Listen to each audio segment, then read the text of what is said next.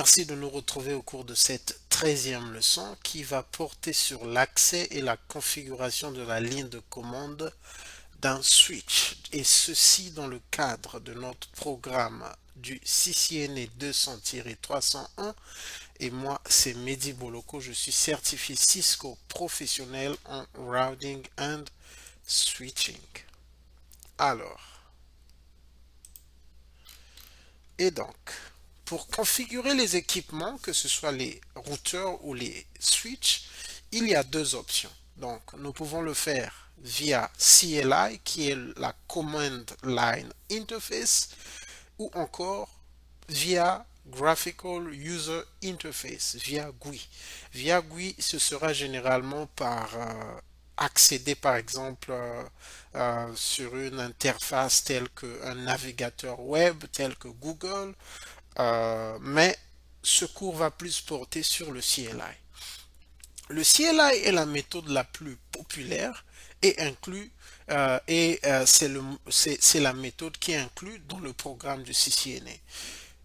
Le GUI et le CLI permettent à l'administrateur réseau de configurer et de vérifier les équipements, puisque dans le réseau, nous avons des équipements que nous devons configurer et que nous devons vérifier.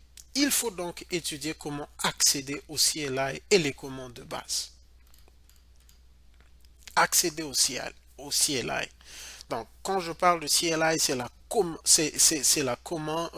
commande de ligne pour les commandes ligne pour les configurations. Le CLI est basé sur des commandes en forme écrite et permet à l'administrateur réseau de configurer et de vérifier le routeur ou le switch. Le Cisco Switch fonctionne grâce à un système d'exploitation. Dans la majorité des cas, je vais parler du switch parce que dans le programme officiel, le chapitre porte sur le switch, mais je vous rassure que les mêmes informations concernent le routeur. Donc, lorsque je parle lorsque je dis que le Cisco Switch fonctionne grâce à un système d'exploitation, cette phrase s'applique pour le routeur aussi. Donc, le système d'exploitation des équipements de Cisco est l'Internet Network Operating System, qui est iOS. iOS exécute et contrôle la logique et le fonctionnement du switch, donc du routeur également. Le CLI peut être accédé par trois méthodes. Il y a le console cable, le telnet et le secure shell. Donc, accès via console cable. L'accès via console cable requiert deux éléments. 1. Une connexion physique entre le PC et le switch. Donc, via le console port. Et la deuxième exigence est qu'il faut installer sur le PC un programme qui est le Terminal Emulator Software. Nous avons aussi l'émulateur qui doit être configuré d'une certaine façon. Donc, il y a des exigences. Nous avons ici 9600 bits per second, no hardware flow control, 8 bits ASC2, et nous avons no parity bits et one stop bit. Donc ici nous avons l'exemple d'un émulateur, c'est Patty que j'ai aussi dans mon PC, vous pouvez voir ça ici. Je suis en train de faire mes exercices, j'ai donc ceci. C'est un émulateur. Je peux chercher à ouvrir une nouvelle session. Si je viens ici, vous voyez, j'ai Patty. Si j'ouvre, il me met cet écran. Donc, je vais fermer. Donc, ici, nous avons des images qui montrent. Ici, nous avons un switch et un PC et le câble. Donc, ça, c'est le console cable. Et sur ce switch, nous voyons qu'il y a le console port. Donc, le console port, c'est le port qui est sur le switch et nous avons le console cable. Et ici, ce sont les interfaces que nous appelons les ports. Accès via Telnet et SSH. Telnet et SSH permettent d'accéder au switch routeur via le réseau TCP/IP, donc via l'Internet. Ce qui veut dire que à partir de mon PC, je peux accéder à un routeur ou un switch qui est au Sénégal ou encore qui est à Singapour ou encore à Tokyo au travers de l'Internet. Bien sûr qu'il y a des configurations qui sont requises pour cela. Donc, dans le cas de Telnet, le Telnet Client, donc le PC est le client qui accède au Telnet Server qui est le switch. Parce que dans le réseau, on parle de la notion d'une connexion entre client et serveur. Donc le Telnet fonctionne les opérations du Telnet sont similaires à ce type de connexion. Client server. Donc euh, euh, les équipements Cisco utilisent Telnet par défaut. Donc lorsque les équipements Cisco sont lorsque vous achetez un Cisco Switch, il est configuré à fonctionner avec Telnet par défaut. SSH fonctionne de la même façon que Telnet, à la différence qu'il encrypte, donc qu'il apporte une certaine sécurité dans le trafic des informations parce que si j'accède à un routeur qui est au Sénégal, je vais commencer à appliquer les commandes ici. Mes commandes vont partir vers cet équipement. L'équipement va me retourner ce que je demande comme information et donc il y a des messages. Donc ce que SSH fait, donc SSH c'est pour Secure Shell, il va commencer à encrypter ces messages de telle sorte que si quelqu'un peut aujourd'hui, on parle de la cybercriminalité. Par exemple, si je travaille pour une banque et que j'accède aux équipements, aux switch d'une banque, on ne voudra pas que des criminels puissent accéder aux informations de ce switch. Donc, ce que SSH fait, c'est que il encrypte les messages et les mots de passe, tout ce qui concerne cette session entre le client et le switch sont tous les messages sont encryptés. Ici, les modes du CLI pour la vérification. Lorsque nous accédons à un Cisco switch ou au routeur, nous sommes le premier mode, c'est le user mode, user exec mode, que nous appelons généralement le user mode. Après, donc, voilà, donc je venais de le dire, après avoir eu accès au switch via console, Telnet ou SSH, les trois modes, le premier accès, c'est le user mode. Et lorsque nous saisissons enable mode, nous sommes en privilege mode. Je préfère que la suite de cette session soit faite sur la base de la pratique. Donc je vais ouvrir Packet Tracer, je vais prendre un switch, je prends celui-ci. Donc, vous voyez un peu, ça nous donne une idée de la vue physique. Zoom out, zoom in, je pense. Zoom in, c'est tout ce que ça peut m'apporter, ok? Donc, je vais accéder. Donc, vous voyez le switch à démarrer et à décompresser l'image. Là, nous avons quelques informations importantes concernant ce switch, le nombre de ports Fast Ethernet, le nombre de gigabytes port. Si nous revenons en haut ici, ça nous donne le modèle. Ici également, c'est le modèle. Et ça nous donne le MAC address de base, le base MAC address de ce switch, parce que nous avions dit que les interfaces, les ports ont des MAC address, mais ça c'est le base MAC address. Le base MAC address, donc le MAC address de base. Ce que je vais faire, je vais prendre une photo, un snippet de ce, de ce MAC. Je voudrais comparer au fur et à mesure que nous allons évoluer. Je mets ça ici. Et donc, ça nous donne que on a un file. Et ça, c'est lorsque ça a décompressé cette image. Cette image. Et ça, c'est un peu comme un message de Cisco. Et là, ça nous donne quelques informations très importantes concernant ce switch. Et donc là, le premier mode, c'est tel que nous venons de le dire, c'est le user mode. Le user mode. Et donc, lorsque je vais mettre ceci ici,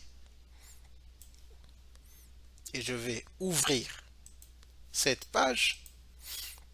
Donc, on nous dit ici que lorsque je tape enable, la commande enable, le switch me fait passer du user mode au privileged mode ou enable mode.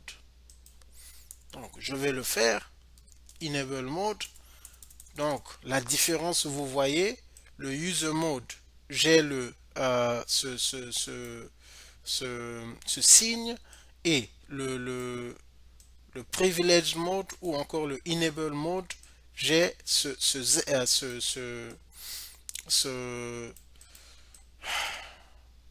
signe. Ok, donc pour sortir de là, je peux faire exit, je repars en user mode, c'est très simple.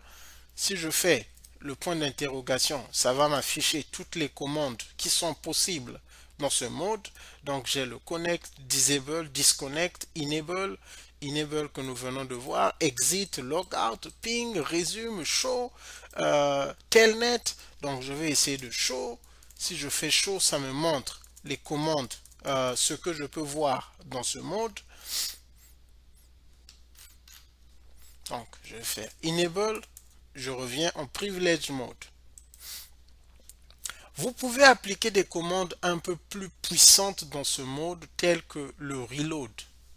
Donc, il faut faire attention parce que généralement on dit qu'en user mode et enable mode, il y a des commandes qui ne sont pas puissantes, mais il faut faire attention, il y a des commandes qui peuvent vraiment perturber les opérations lorsque l'équipement est en production.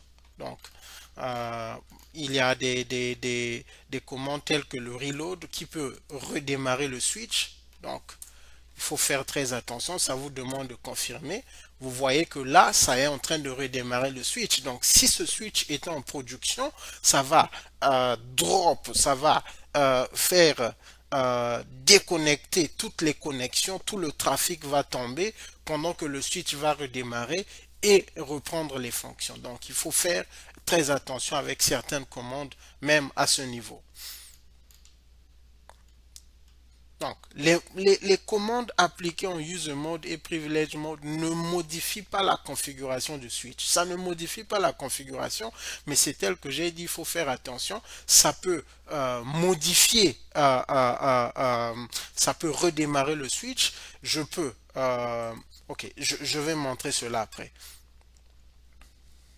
Voilà, je venais de parler de ça. Donc, les modes qui permettent de configurer le switch, ce sont le config mode.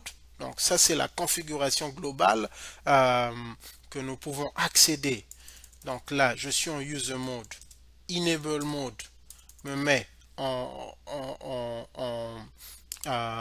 sorry, quand je saisis enable me fait passer en privileged mode ou user mode, et quand je fais configure terminal, ça me fait passer en configuration globale. Là, je peux maintenant configurer, par exemple, je peux changer le nom de ce switch. je vais dire CITS-training. Vous voyez que je viens de changer ce nom et il est maintenant CITS Training. Donc ça c'est en config mode, vous allez avoir accès aux commandes qui ont qui en fait vous avez accès aux commandes principales du switch de votre équipement. Et donc les sub modes, ce qu'on appelle les modes qui sont en fait les sous-modes. Le fait que j'ai appris ça en anglais, ça me met parfois en difficulté. Donc les modes qui sont un peu qui viennent après. Donc on a l'interface mode, et si nous voyons ici, nous avons le mot interface. Nous avons le villain mode. Donc vous voyez ici, nous avons le mot villain, et nous avons le line mode. Nous avons line ici là. Donc nous allons vérifier interface mode. Interface, quand je mets point d'interrogation, ça me montre les types d'interface, le Ethernet, 802.3, Fast Ethernet, 802.3, Gigabyte Ethernet, 802.3Z, Port Channel, VLAN, Range. Donc, par exemple, je veux configurer le Gigabyte. Quand je fais le point d'interrogation, il me met 0 à 9. Donc je mets 0, 0. Il me dit invalide. Je ne sais pas pourquoi. Quand je mets 0, 1, il accepte. Donc vous voyez là, il avait mis invalide. Invalide. Donc lorsque le switch ne peut pas accepter une commande parce que cette commande n'est pas supportée par l'équipement, il va vous dire invalide. Il va vous dire invalide. Et vous remarquez, à chaque étape où je suis, lorsque je fais le point d'interrogation, il me montre ce qui est possible dans ce mode. Je vous assure que expliquer ces choses, regarder cette vidéo, c'est plus facile que lire le chapitre de Cisco qui je pense que vous pouvez lire si vous êtes débutant, ça ne dit vraiment rien. C'est avec l'expérience que vous allez comprendre que c'est plus facile de le faire que de lire. Donc ça c'est un résumé des modes. Le user mode, vous avez vu ce signe. Le enable mode, vous pouvez passer à config mode, et de config mode, vous pouvez passer au sub config mode, donc les modes tels que l'interface, le villain et autres. Donc nous avons ici quelques commandes, les show commandes qui sont je vais repartir. Donc, si je fais end, n'importe où vous vous trouvez, si vous faites end, vous allez sortir et repartir en privilege mode. Donc là je sors, je suis revenu en privilege mode. Donc avec le mot end, fin du match. Donc ici j'ai les show commands. Donc les show commands, ce sont des commandes qui me permettent de vérifier le fonctionnement actuel du switch. Le fonctionnement actuel du switch. Donc juste pour donner, pour permettre que cela soit vraiment pratique, je vais mettre ces ces PC ici. Je vais appliquer cette commande qui est très célèbre, MAC address table. Vous voyez qu'il n'y a rien. Nous avons fait ceci plusieurs fois. Je vais le répéter parce que c'est la base, comprendre comment est-ce que les PC fonctionnent. Dès que j'ai ajouté ce câble physique, le switch a reconnu et a envoyer un message, un log message pour dire que l'interface 01 a été activée. Je peux faire de même ici, là. À chaque une fois que vous le faites, il dit que l'interface 02 a été connectée. Et je l'ai toujours dit que le switch est un plug and play device. Donc, vous pouvez prendre un nouveau switch dans un carton. Vous venez d'acheter un nouveau switch, un switch original de Cisco qui vient de l'entreprise. Vous le posez là, vous connectez les PC, il va fonctionner. La seule différence, le besoin de configurer le switch, c'est pour le rendre performant. Et lorsque vous avez besoin de configurer des VLAN, beaucoup d'autres choses qui vont, par exemple, qui sont utiles à la sécurité ou autre. Nous allons y arriver. Donc, vous voyez que lorsque nous configurons, il est encore au rouge. Et je l'avais expliqué, c'est parce qu'il y a des protocoles qui sont en train de fonctionner. Et là, il nous dit que le 3. Donc, je vais reprendre la commande que je venais de faire. OK. Là, il n'y a rien, effectivement, parce qu'il n'y a pas d'adresse IP. Je vais mettre une adresse IP rapidement. Donc, si je fais 1. Je vais prendre quelque chose tel que le 192.68.1.1. Dès que je mets ça, je fais ici. Le show commande me montre que il y a maintenant une adresse physique et c'est l'adresse physique de ce PC.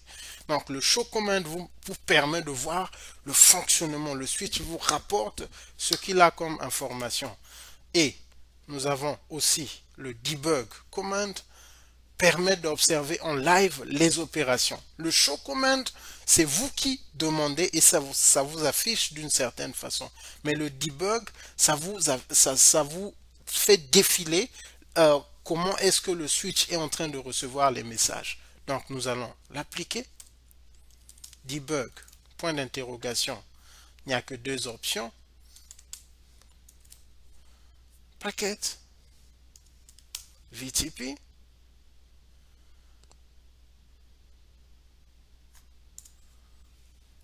VTP, event. Donc je l'ai fait. Oh, ok, pour mieux le faire, je vais prendre un switch qui est dans mon lab.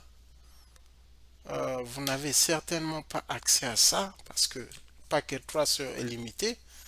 Je vais juste vous montrer à quoi ressemble mon lab.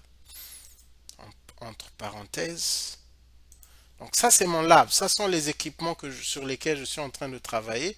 Et j'ai pris l'un de ces switches. Je vais fermer juste pour montrer. Je pense qu'ici on a plus de debug. On a plus d'options, je veux dire. Vous voyez ici, là, le debug ne nous donne que deux options. Ici, ça nous affiche toutes ces options. Donc, c'est le iOS, le système d'exploitation de mon lab est similaire à un vrai switch. Donc, Packet Tracer a des limitations. Donc, debug. Oh, j'avais déjà mis ça. Ça ne peut pas me donner all. Sinon, ça va faire tomber le debug all. Oh, c'est possible. Debug all. Yeah. Take it. Donc, et là, un avertissement. Ça me dit que this may severely impact network performance. Continue. Parce que le debug va afficher tous les messages qui passent, tous les messages que le switch reçoit, on voit tous les protocoles qui fonctionnent. Voilà pourquoi le switch vous avertit. Est-ce que vous voulez vraiment debug tous les messages? Donc, en production, n'essayez pas, ne le faites pas parce que ça risque même de faire tomber votre switch et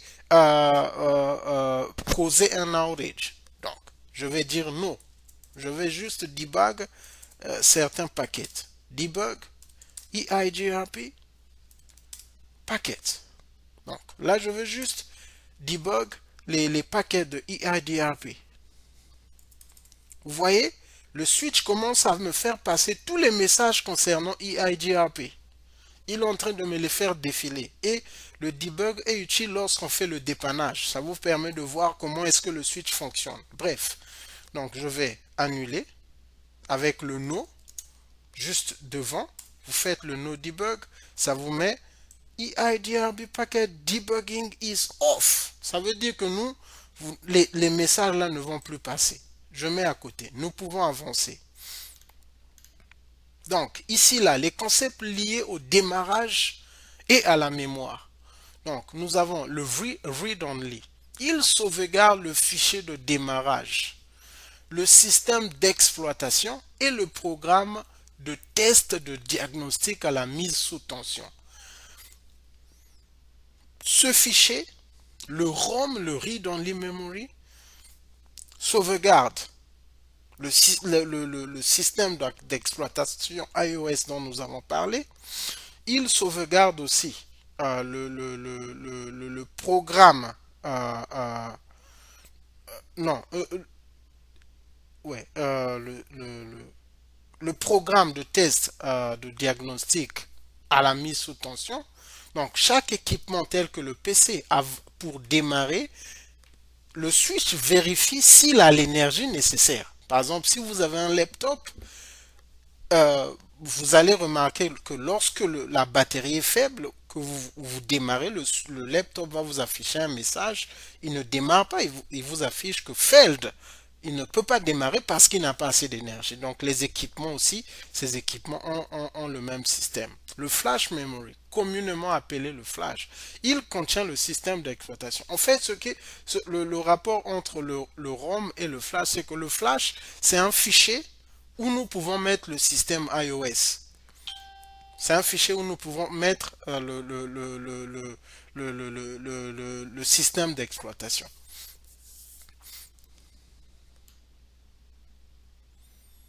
Parce que le système d'exploitation peut aussi être sauvegardé dans un serveur TFTP. Donc, ce sont des détails que nous allons découvrir au fur et à mesure. Le RAM, ça, ce sont les deux les plus importants. Parce que c'est là où il y a la confusion. Random Access Memory, il sauvegarde les informations opérationnelles telles que la table de routage, le routing table, et la configuration en cours, donc le running config. Le contenu du RAM est perdu si le routeur est mis hors tension ou redémarré. Qu'est-ce que ça veut dire cette phrase? Je fais, non, attends, je vais faire quelque chose. Show running config. Le switch m'affiche, regardez ici, là je n'ai rien. Ok, je voulais aussi vérifier le MAC adresse d'une interface. Donc, le switch n'a que ça comme configuration. Donc, ça, c'est le running config tel qu'il est. Donc, je veux vérifier le MAC adresse de l'interface. Show interface fast Ethernet 01. Je reprends celui-ci. Ça, c'est le MAC adresse de base. 329 base Ethernet. Ok. Donc, vous voyez qu'ils sont différents. Ça, c'est le MAC adresse de l'interface et ça, c'est le MAC adresse de base. Mais lorsque le switch fonctionne, s'il est connecté à un autre routeur, c'est ce MAC adresse qu'il va envoyer à l'autre routeur, c'est pas le MAC adresse de base. Donc, je voulais juste lever à cet équivoque que le switch a le base MAC adresse, le MAC adresse de l'équipement. Mais chaque interface, chaque port, si vous remarquez, je vais maintenant faire la différence entre ça. Donc, je vais comparer celui-ci avec celui du FA F02. Donc, je l'ai déjà montré. Lorsque vous mettez la flèche d'en haut, ça vous ramène la commande que vous avez précédemment saisie. J'ajoute, vous allez voir que pour l'interface F01, c'est B01 et pour lui, c'est B02. Donc, lorsque nous allons avancer au niveau des protocoles tels que STP, ces informations jouent un rôle. Comprendre que le MAC adresse que l'interface a un MAC adresse et que ça évolue Donc, vous allez comprendre que si on va au 03, ça sera 03 et ainsi de suite. Donc, je voulais montrer quelque chose. Donc, j'ai montré le running config, donc la configuration actuelle. Nous avons vu que au 01, face Ethernet 01, il n'y a rien. Donc, je vais partir en config mode, config T, interface FA 01, switch port, mode, access, switch port, access, VLAN 10, switch port. Ça, ce sont tout ce que je peux mettre. Donc, je vais mettre description, CITS. Je regarde tout ce que je peux mettre ici. Duplex, full. Ça me met tout ceci. Alors, lorsque je reviens à end, je suis reparti en privileged mode. Je fais avec la flèche d'en haut, je remonte pour retrouver les précédentes commandes. Lorsque je saisis, vous voyez que j'ai maintenant ceci. Donc, cette partie veut dire que tout ce que je suis en train de saisir va dans le RAM.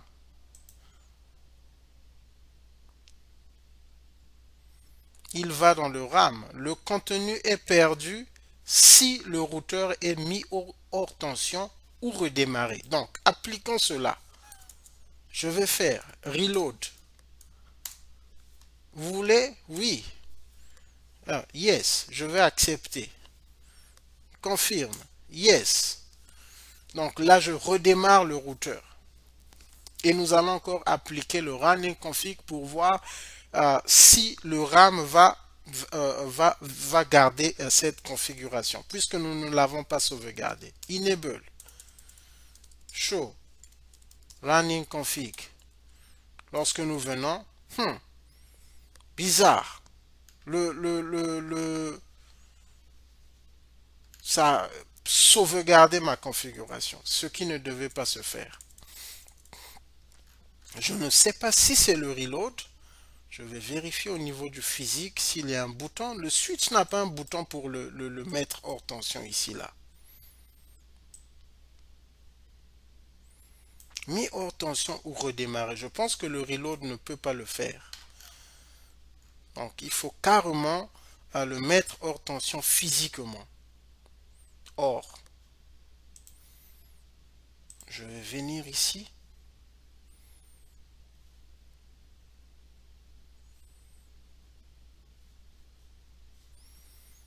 Ok, donc, le seul moyen pour nous de le tester.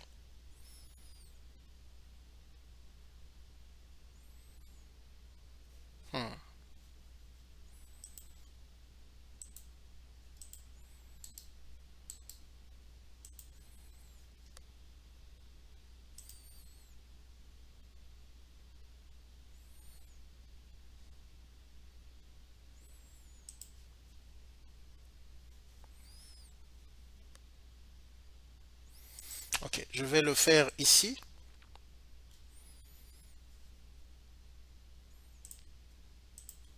Je vais voir. Donc, je vais nommer ça erase.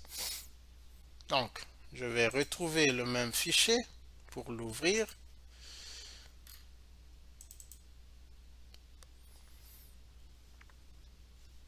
Nous allons voir s'il va conserver cette configuration.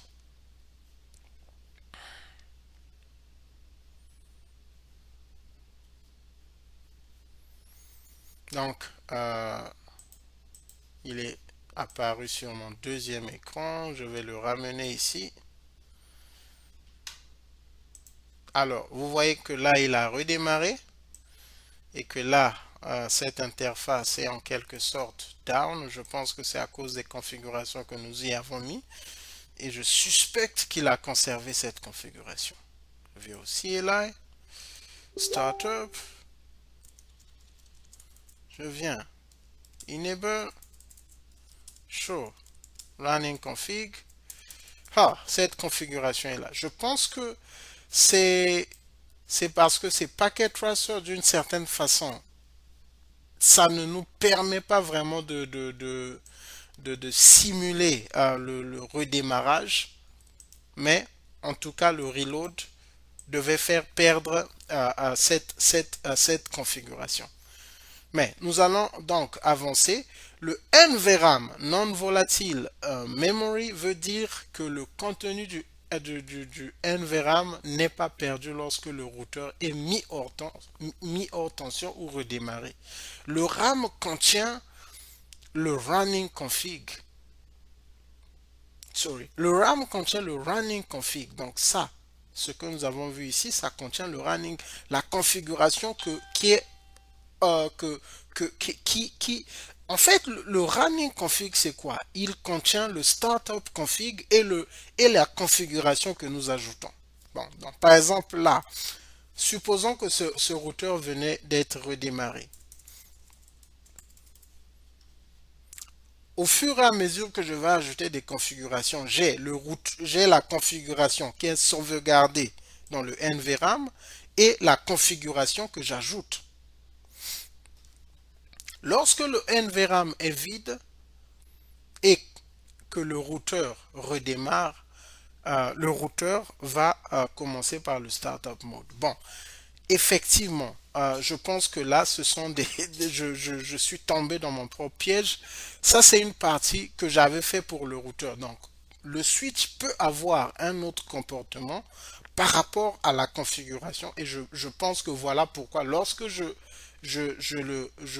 redémarre, il ne perd pas la configuration. Donc, parce que ces informations, je venais de les prendre sur un cours, la leçon 3.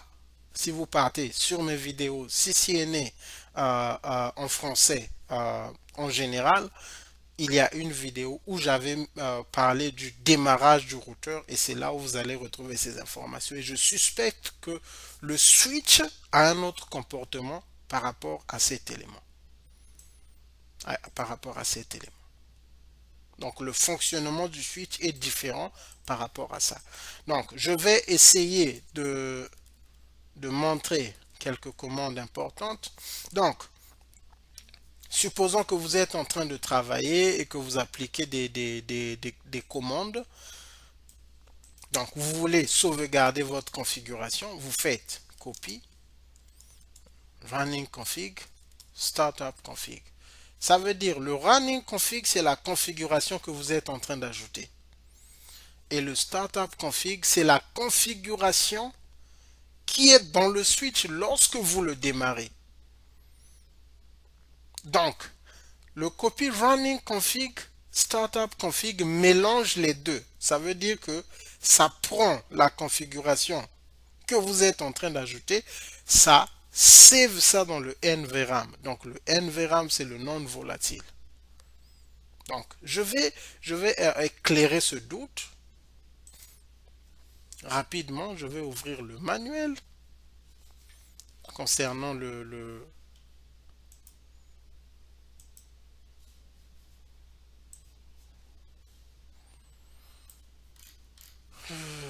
cet élément. Excusez. Ok, alors, je l'ai. Je pense que je devais l'avoir ici, là. Non? Ok, excusez.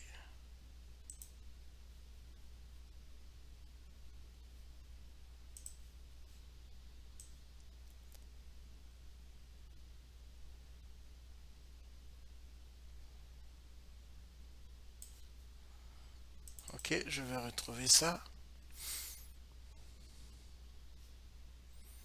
Pour éclairer le doute rapidement.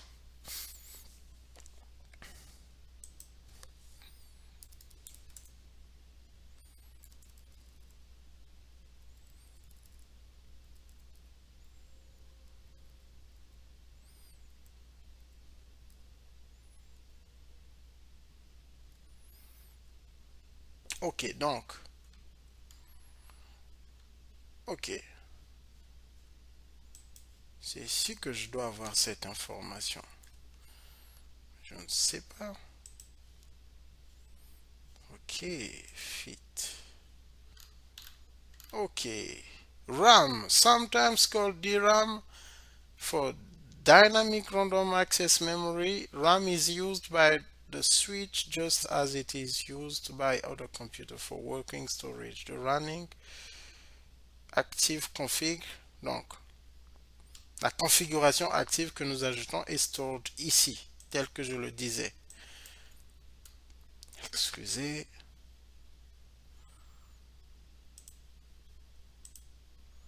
Fit with.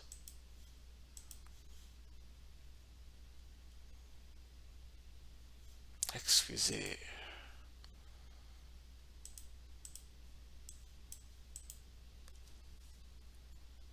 Ok. Et le NVRAM stores the initial startup config file that you use when the switch is first powered on. Ok, je n'aime pas lorsque les choses ne fonctionnent pas. Je voudrais lever le doute. Donc, je vais ouvrir un switch dans mon lab et je vais rapidement mettre une configuration. Je ne sais pas si j'ai un switch ici. Je pense que tous les switches sont déjà configurés. Je vais ajouter un switch rapidement. Cisco IOL qui est un switch. Donc, pour tester. Ne vous inquiétez pas, même si ça met R, ça pourra nous sortir. Je vais prendre l'image là. Je vais save.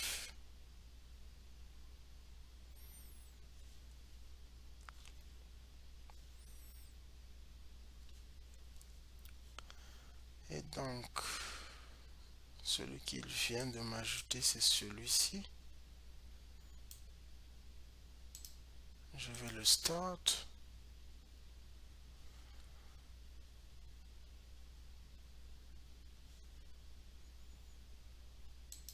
Ok, il est started. Je vais l'accéder. Donc, ce sont les mêmes histoires. Donc, juste pour vous montrer que c'est un switch, c'est l'image d'un switch. Voilà, ça nous dit switch. Donc, même si ça a le logo dans l'image qui fonctionne ici, c'est en fait le système d'exploitation qui est ici, c'est celui d'un switch. Donc, je vais partir, config T, interface ETH 00, switch port, mode, access, switch port, access, VLAN 100 n'existe pas, il est en train de le créer, duplex, full, et je sors. Donc, supposons que je fais ceci. Ok, je vais éteindre ce switch, donc stop.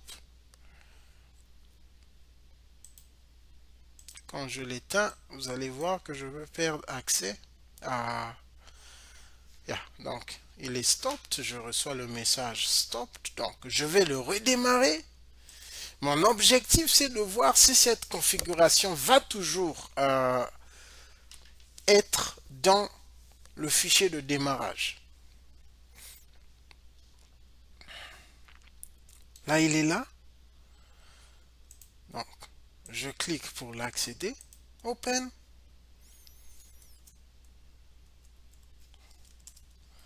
Enable. Show. Running config. Et vous voyez que là, il n'y a rien. Ok, je n'avais pas montré. Ok, je vais reprendre. Interface ETH 00. Je vais montrer la différence de ces choses avec mon lab. Switch port, mode, access, switch port, access, VLAN 100, switch port, ok, duplex, full, description, link, R1, host, ok, je pense que ça suffit, ok, je fais end, donc si je fais show running config, le show running config c'est tel que nous avons parlé du copy running config, ici j'ai le show running config, le copy c'est pour copier de la configuration qui est opérationnelle à la configuration qui est sauvegardée. Donc, vous voyez, lorsque je fais show run, cette interface a toutes ces configurations que je venais de mettre. Donc, je vais faire ceci. Non, je vais laisser. Je vais éteindre.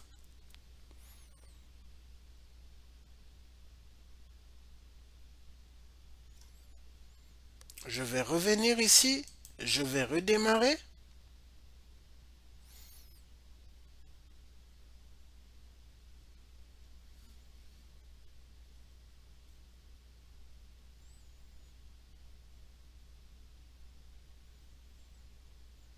Je vais encore accéder.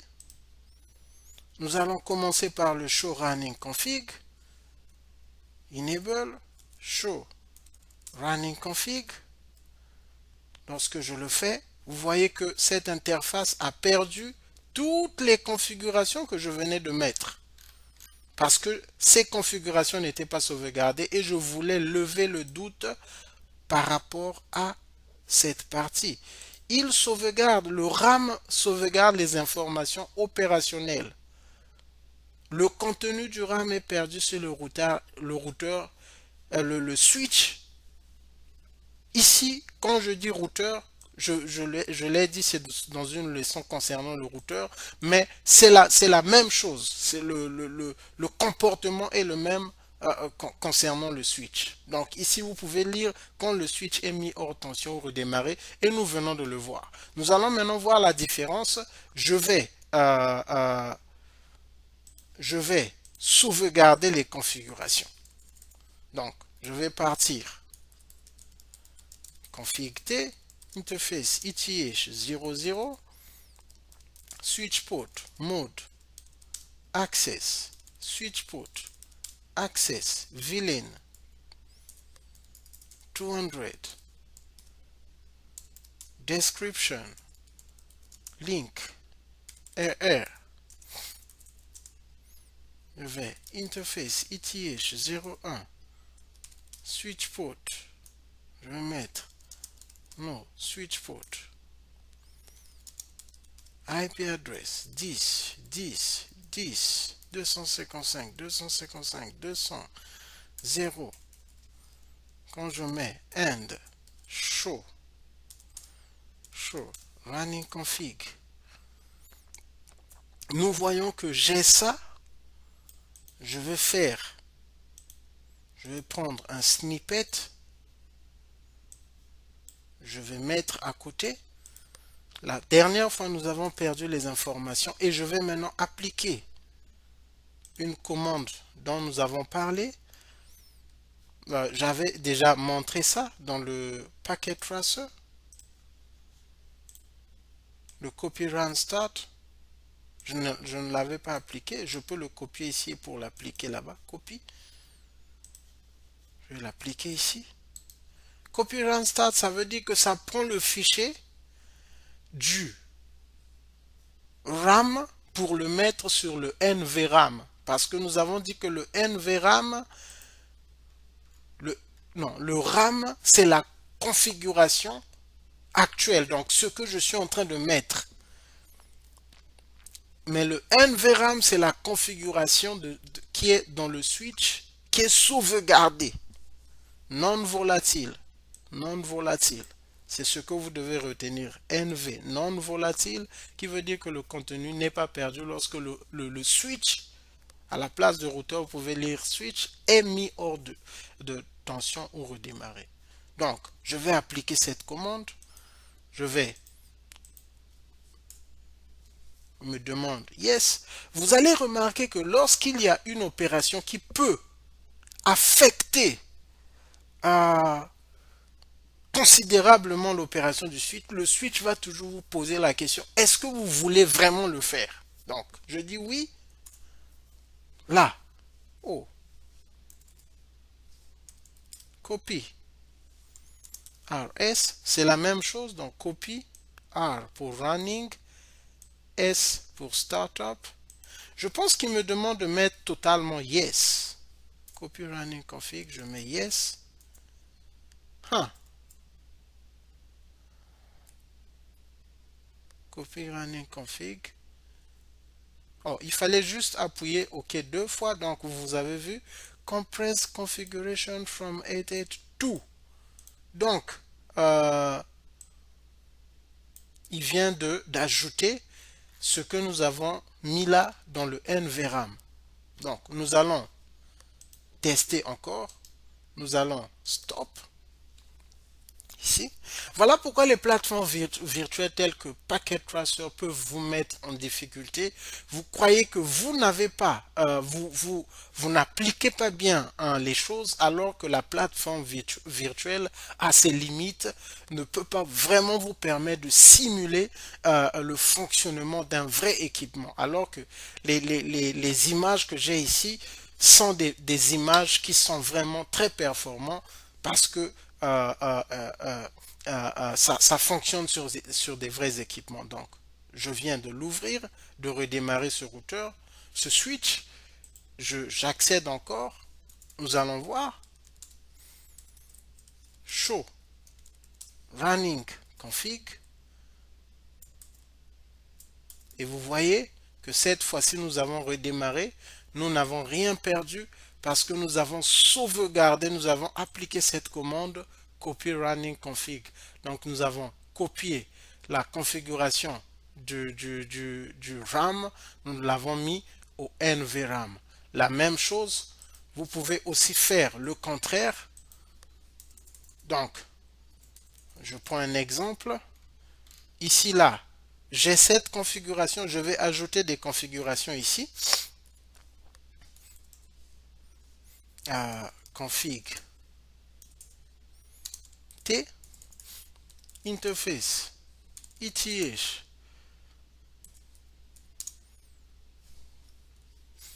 Je vais ajouter juste ici au 02 switch port mode access switch port access VLAN 500 duplex full description CITS. Donc, quand je fais end, je fais show running config, vous allez voir que l'interface 2 a maintenant une configuration. Ce que vous allez remarquer, voilà, là aussi c'est un élément très bien.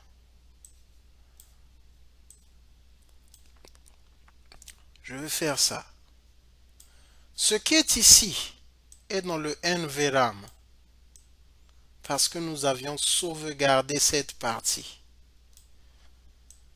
Nous avons appliqué le copy run start au départ. Voilà pourquoi lorsque nous avons redémarré le switch, nous n'avons pas perdu cette partie. Cette partie est dans le RAM. C'est ce que ça veut dire. Parce que nous venons de configurer, nous n'avons pas encore sauvegardé.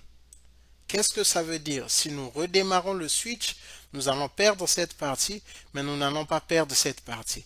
Mais je veux le faire non pas en redémarrant, je vais le faire avec la commande copie startup config to running config. Je vais appliquer, excusez,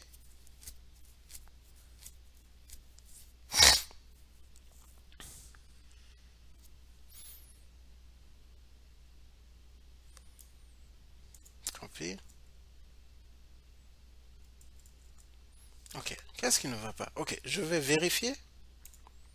Je me parle de quelque chose.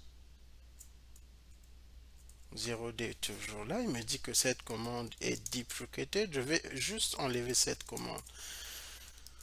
Utilise 02. Non, duplex auto. OK. And show running config. J'espère qu'il a enlevé ce duplex auto que je ne peux pas sauvegarder. Mais c'est pas moi qui ai mis ça là.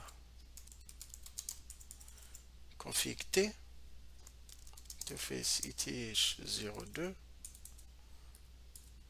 02. Non. Duplex.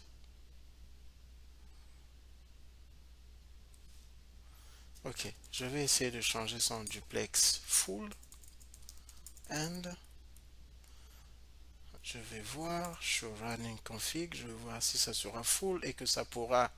Vous voyez, quand j'ai mis full, ça a fait disparaître la commande qui nous empêchait de sauvegarder. Et là, j'espère que je pourrai sauvegarder. Encore, juste pour être très clair. Ici, là, nous avions mis, donc j'avais copié nous avions mis copy running config startup config. Et là, nous allons faire le contraire. Copy startup config to running config. Je laisse ça là.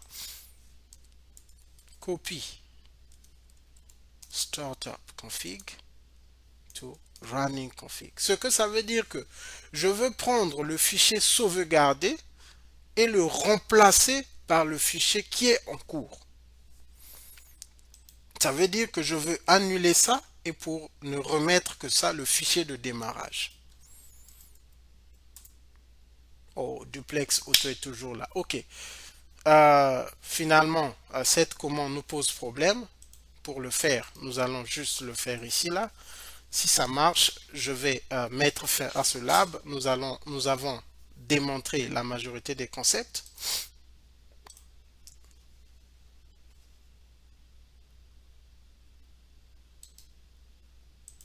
Je vais le start.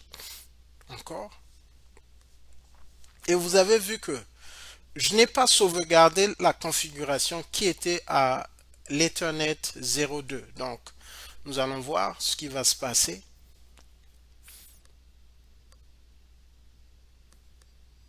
OK. Started.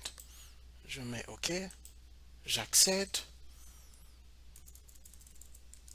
Enable. Show running config. Vous voyez que la configuration qui était au 02 a disparu parce que nous n'avons pas sauvegardé. C'est ce que je voulais montrer avec cette commande.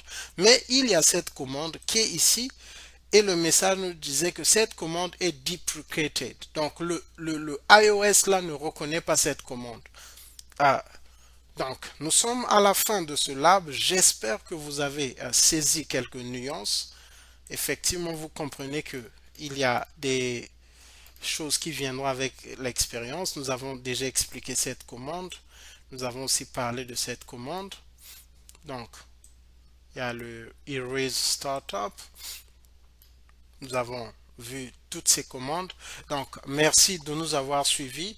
Je vous encourage de continuer parce que vous comprenez que ça devient, nous sommes en train de mettre les pieds dans des sessions qui sont très techniques.